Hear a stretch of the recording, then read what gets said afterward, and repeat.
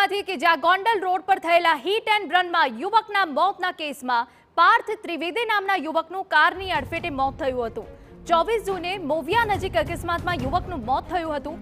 પરિવારજનોએ પોલીસની કામગીરી સામે સવાલ ઉભા કર્યા છે।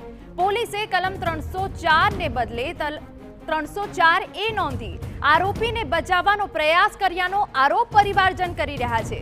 કાર ચાલક અકસ્માત સર્જી ફરાર થયો છતાં હિટ એન્ડ રનની કલમ ન ઉમેરાઈ હોવાનો પરિવારનો આરોપ છે।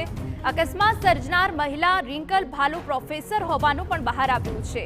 પોલીસ યોગ્ય કાર્યવાહી કરતી ન હોવાનો પરિવારજનોનો આક્ષેપ।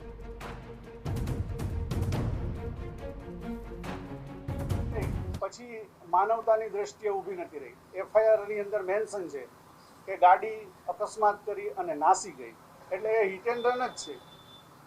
પોલીસ ખાતાની અંદર આ વસ્તુની તપાસ કરી તો એણે એમ કીધું કે ભાઈ આ 304 છે એ તો માત્ર કે બહુ રેર કેસમાં લાગે। તો તમે રેર કેસ છે ને ગણો ભાઈ। અમારું તો જે હતું એ બધું લૂંટાઈ ગયું। અમારી માંગ એ જ છે કે 304A ઉમેરવામાં આવી છે। એ કલમની જગ્યાએ અમારે 304 કલમ લગાડવી છે, કેમ કે ગુનો બિનજામીન પાત્ર જ ગણાય। કેમ કે મૃત્યુ આવું બ્રુટલ થયું, તે છતાં એજ્યુકેટેડ માણસો હોવા થકી એણે એમ ન થયું કે કોકનો છોકરો આવી રીતે પડ્યો છે તો એની હેલ્પ કરી, સીધા જતા રહ્યા અને પોતાના કામે પણ વયા ગયા। એને એમ પણ ન થયું કે પાછા વળીને જોઈએ શું થયું છે શું નથી થયું।